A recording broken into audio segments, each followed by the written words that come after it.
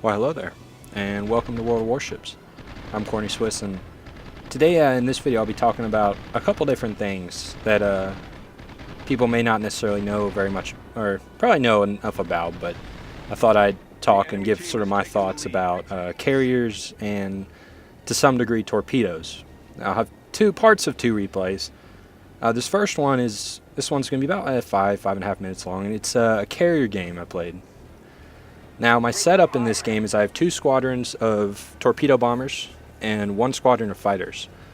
And my fighters I was using to attack and harass enemy fighters and enemy torpedo planes. And also kind of cover my, see there you go, my torpedo bombers just launched off two spreads of torpedoes at that battleship. Now, I like using both at the same time because the spread, you can see that he has nowhere to go. He's going to get hit at least once. And a lot of times they'll get hit 2 or 3 times. And there you go. There's a lot of damage on that battleship. He's flooding. Bad stuff was happening to him. And now all my planes are actually, my fighters had engaged enemy fighters, or torpedo bombers, I can't remember what it was, and had actually taken a couple casualties. And my torpedo bombers are rushing back to base to rearm, but also get away from those fighters. And hopefully my fighters will be able to rearm, refit, and get out here and fight those enemy fighters so that my torpedo bombers can get back to work on that battleship. But this is the viewpoint you have when you're a carrier, right? You have a top-down view, and a lot of times you end up using your carrier in sort of autopilot mode, where you kind of just click a location and your carrier heads that way. And usually you want to send it to a safe location. So, for example, we have a very good sort of hold on the eastern part of the map, so I'm going to move my carrier to the eastern corners of the map so that they can't find me, and if they do find me, they won't be able to shoot me. Now, my fighters are back up, so I'm relaunching them, and then they're going to go harass enemy fighters and look for enemy torpedo bombers to, because once you shoot down an enemy squadron, they can't come back. They're toast. And there's been games where I've shot down like 30-something aircraft because I load up 2 squadrons of fighters, 1 torpedo, and my fighters just, first pass, they knock out the enemy fighters, and then they just go to work on the enemy bombers or torpedoes, either dive bombers or torpedo bombers. But I'm going to line up my second wave of torpedoes onto that battleship. Now this game we're winning pretty good. I wanted to show this game because it's relatively short, and I don't think carrier gameplay is that enticing. But if you want to see more, I have a couple other replays that I can show and maybe talk a little bit more specifically about maybe do's and don'ts with carriers. But there's a flight of enemy torpedo bombers, so I'm going to use my fighters and tell them to go engage them, because as long as they stay, if those torpedo bombers are heading for one of our ships, they're going to pass into that ship's AA coverage, and they'll be away from their own ship's AA coverage, which means it's very likely I'll be able to get some kills. But they've dropped their torpedoes on that cruiser, so hopefully I'll be able to catch them, chase them all the way back to their carrier, and find out where their carrier is. Now, with all these planes, there isn't a fuel time limit. It's more of a ammunition time limit. For example, fighters will run out of ammunition, which, is not the best. And torpedo bombers and dive bombers will drop their bombs and head back to base.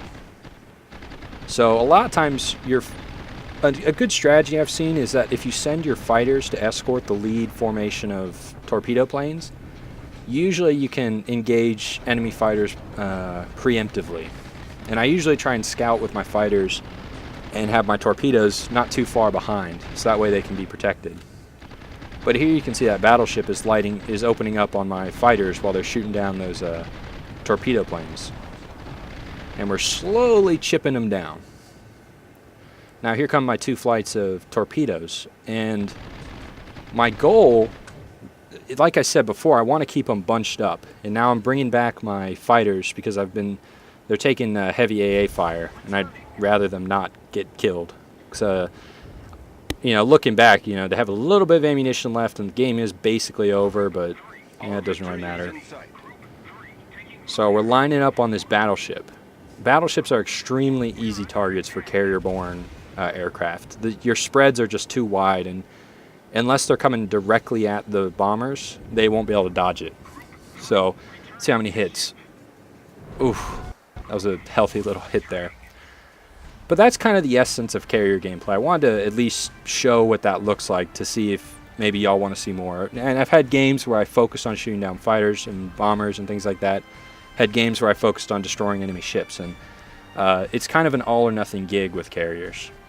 But we're going to move on to some cruiser gameplay, specifically the Rank 4 Phoenix.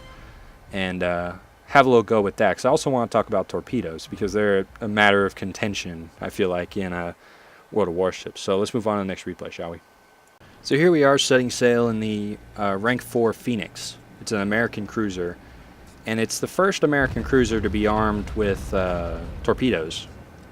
Just 2 racks of torpedoes, 1 on each side, and I believe it fires 3 torpedoes in the spread. Now, torpedoes are incredibly useful. To me, they're only really useful at close range.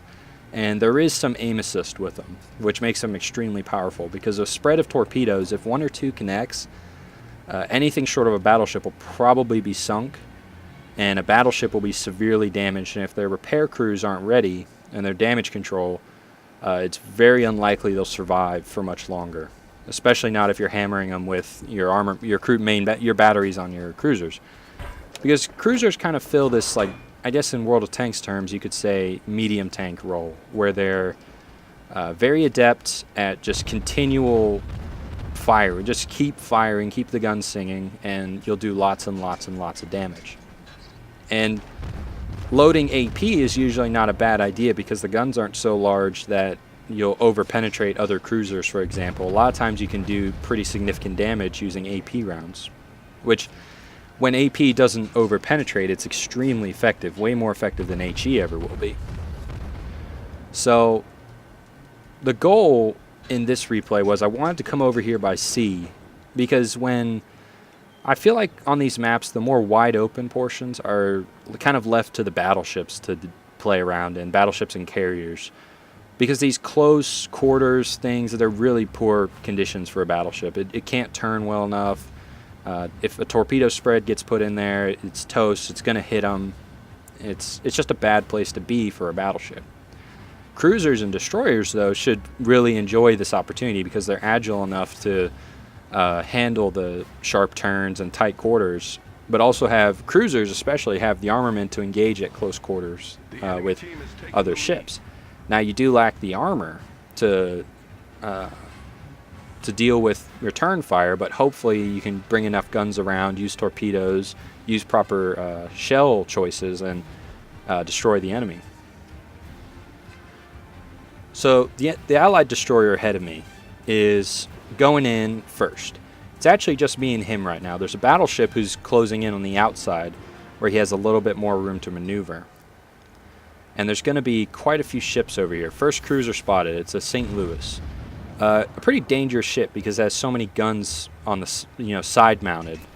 First hit sets him on fire, does pretty decent damage. I probably should have switched to AP at this point. AP would have been more effective, because at this range it's likely to penetrate but not likely to over penetrate. So probably should have done that, but whatever.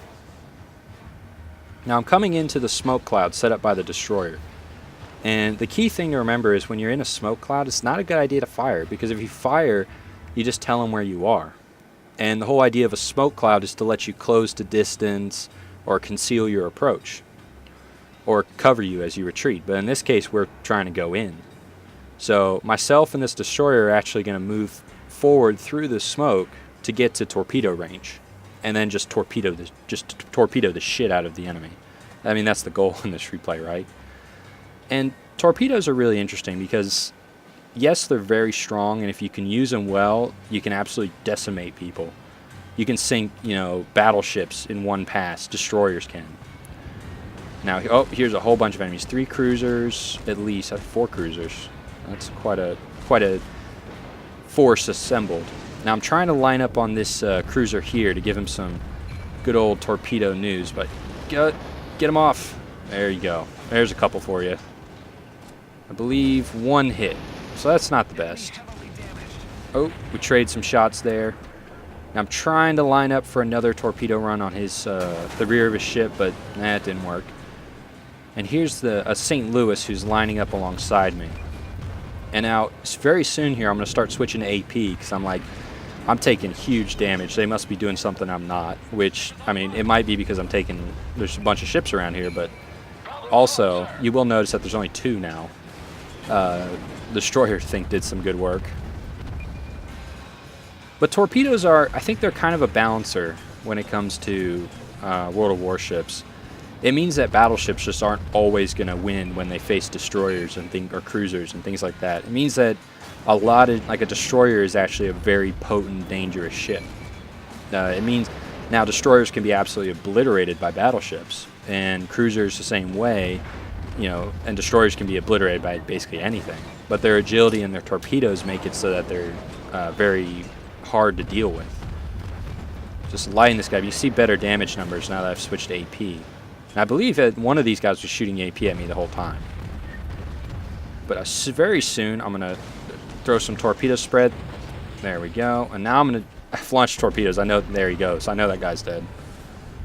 And now we're going to just keep firing at this St. Louis. And the goal is I want to get some torpedoes off on him. There we go. Let him go. So now as long as he doesn't maneuver at all, those will probably hit him and cause some serious hurt. And he's actually going to be able to knock me out or sink me right there. My whole ship goes up. But, bam. That's kind of the power of torpedoes. When torpedoes are in the water, you need to avoid them. You need to figure out a way to dodge, dip, duck, dive, and dodge. The 5 Ds of being a ship. Avoid torpedoes at all costs because they're very powerful, and I feel like they need to be in the game. I don't think you can get rid of torpedoes just because what they let smaller ships do when faced with overwhelming odds against larger ships. I mean, that was 4 on 2, and I believe all 4 of the enemy ships were sunk at the cost of just my ship. And that can kind of tell you how powerful they can be. It evens the odds. If those guys had torpedoes as well, it might have been a serious brawl. But, yeah. So, thanks for watching. I've been Corny Swiss, and I'll see you next time.